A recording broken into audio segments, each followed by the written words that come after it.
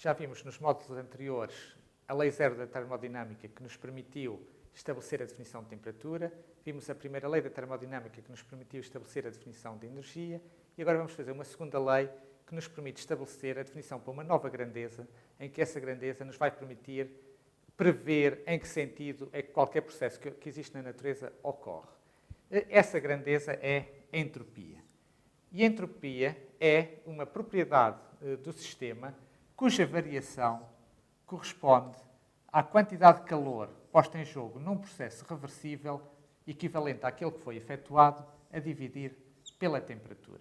Portanto, se eu fizer qualquer transformação química de forma reversível, portanto, sempre tentando manter os sistemas em equilíbrio em todos os espacinhos elementares, portanto, a quantidade de calor posta em jogo nesse processo a dividir pela temperatura corresponde à variação desta nova grandeza que eu defini como entropia. E a segunda lei da termodinâmica, como diz, em relação a esta grandeza, que no fundo não é mais do que o calor posto em jogo numa transformação reversível a dividir pela temperatura, está sempre a aumentar.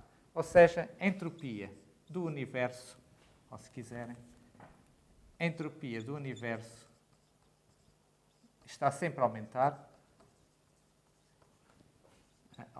ou quanto muito a ficar igual, o que corresponde a dizer que ΔS do universo é sempre maior ou igual que zero.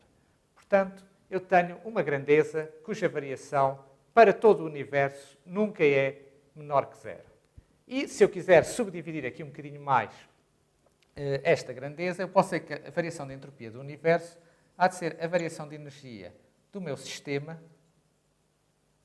mais a variação de entropia do exterior ao sistema. E esta grandeza tem que sempre ser maior ou igual que zero. Obviamente que o igual corresponde à situação de equilíbrio. E eu sei aqui mais coisas sobre isto. Eu sei que a variação de entropia do exterior, uma vez que o exterior está à mesma temperatura que o meu sistema, é a quantidade de calor que é transferido de forma reversível.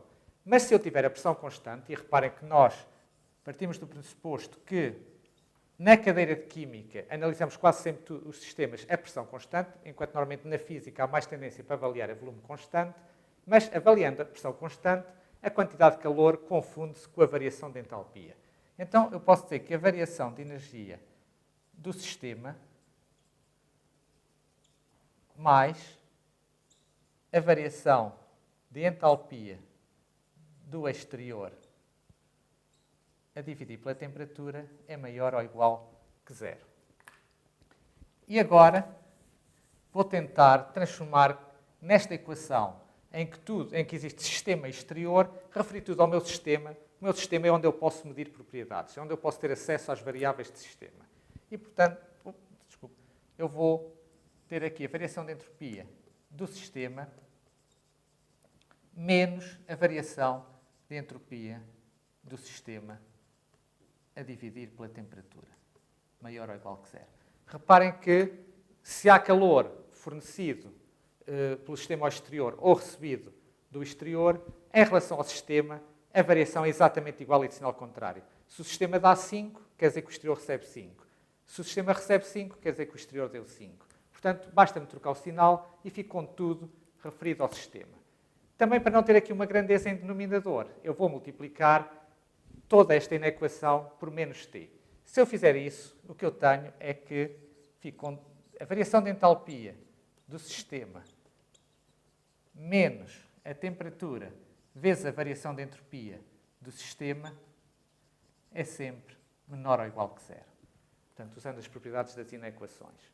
E, portanto, esta fórmula é a fórmula que nos permite avaliar se um sistema evolui numa direção ou noutra. Quando eu tenho uma reação química, eu tenho que calcular a variação de entalpia para essa reação química, a variação de entropia, se multiplicar pela temperatura e fizer esta conta, se der menor que zero, a reação evolui no sentido direto, se der maior que zero, evolui no sentido inverso.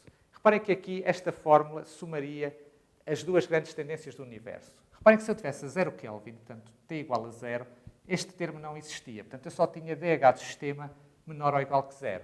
E isso é aquilo que nós sabemos como princípio da energia mínima. Portanto, todos os sistemas tendem para a energia mínima. Por outro lado, se eu tiver uma temperatura muito elevada, um número muito grande vezes qualquer coisa, mesmo que seja muito pequenino, dá um número muito grande. Portanto, se for infinito vezes qualquer coisa, dá infinito. Então, a variação de entalpia do sistema é desprezável em face deste termo. Portanto, é como se não existisse. Portanto, a temperaturas muito elevadas, a variação de energia do sistema tem que ser maior ou igual que zero. Portanto, se eu novamente multiplicar na equação por menos 1. Ou seja, os sistemas tendem para a entropia máxima. Portanto, esta fórmula equaciona as duas grandes tendências de um sistema. Energia mínima, entropia máxima. E o árbitro é a temperatura.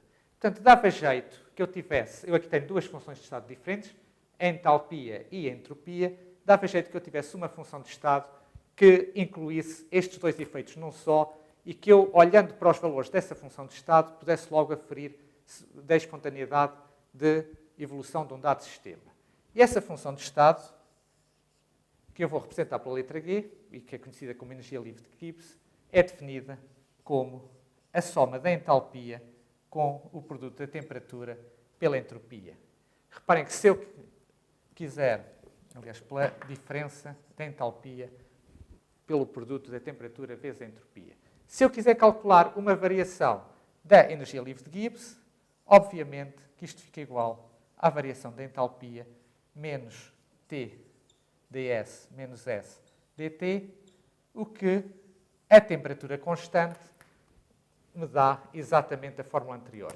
Ou seja, a temperatura constante, portanto, quando T igual a constante, a tendência do universo é dada pelas variações de energia livre de Gibbs serem menores ou iguais a zero, e, portanto, se eu tiver acesso a valores de energia livre de Gibbs, diretamente posso aferir da espontaneidade ou não de uma reação química.